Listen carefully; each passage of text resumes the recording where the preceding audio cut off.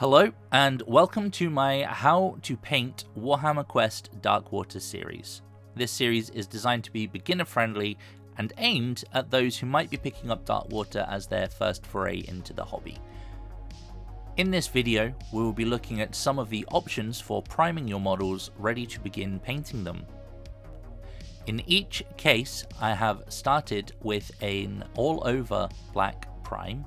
You can apply this using your basing brush, or if you have access to them, a rattle can of a flat black colour, or using an airbrush. Personally, my preference is the airbrush because I can establish a thin coat with a greater precision than the other methods. However, all three will achieve the same result. So let's look at these steps in a bit more detail. Dry brushing. I like to apply something called a zenithal prime to my minis where appropriate.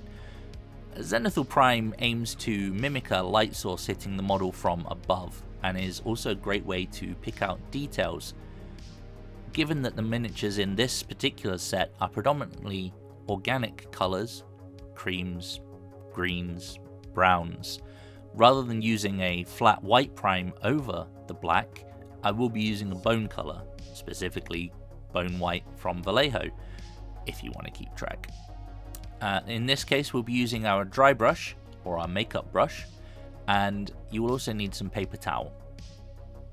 The general idea with dry brushing is to get some paint on your brush, clean most of it off on your paper towel, and then drag your brush over the model, essentially highlighting the raised details and or the texture of the model which will catch the paint. This will leave you with your original dark base coat in the recesses, which will represent your shadows, and your brighter color on top, making it easier to apply your subsequent layers. I would say dry brushing is definitely one of those techniques that is well suited to add to your skill set as a painter as soon as you possibly can. Another way you can achieve a similar effect is using an airbrush.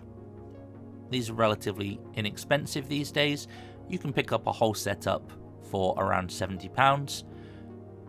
With this, we've used the same bone white colour and thinned it down slightly with a few drops of water just to help it flow easier through the airbrush.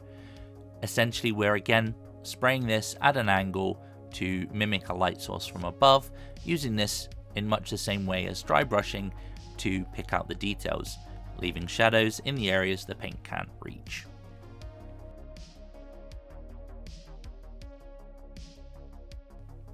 Unfortunately, I don't have footage for the third method, but it follows the same process as the airbrush, essentially using a rattle can. In this case, we used Wraithbone from Citadel, spraying it at an angle to mimic the light from above.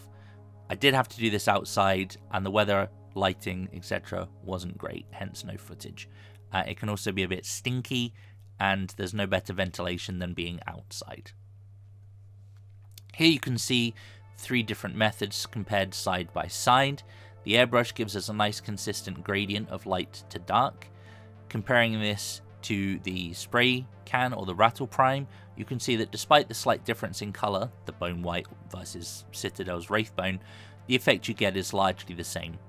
And lastly, bringing in the dry brush mini, you can see that while this is maybe less of a gradual shift and more of a stark contrast between the lighter areas and the deeper shadows, it's very similar. It's the most inexpensive option, and you can do it with just a cheap makeup brush. For full transparency, outside of the 2 minutes used here in this tutorial, I have airbrushed all of my miniatures in the box using the method shown here with my airbrush, but I hope I've demonstrated here that dry brushing or utilizing rattle cans are just as good for the effect that we're going for. It's worth noting that the priming stage is an important one to get right. It gives you a strong foundation with which to work from regardless of which of the three methods we've explored here, and also gives your subsequent layers of paint something to properly adhere to. The zenithal prime also helps draw your eyes to the details, which can be a bit lost sometimes after just a basic black prime. As you can see in these examples, the lighter colour works better with the colour palette for most of these minis, which use the organic colours, i.e. the greens, the cream, tans and brown.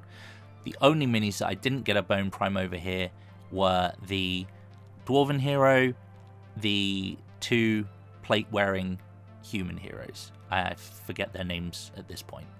I decided to keep them black because they were predominantly darker colors or metallics that would be making up the majority of the colors used on these models.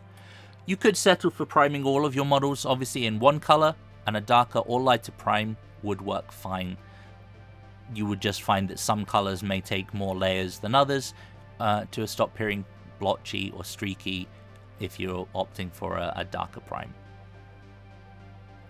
Thank you for watching. Please, if you enjoyed this video or found parts of it useful for painting your own Darkwater collection, please do leave a comment below. I do read every single one. And if you can, feel free to like, subscribe, and share this video with anyone you think would also find it useful. Until next time, take care.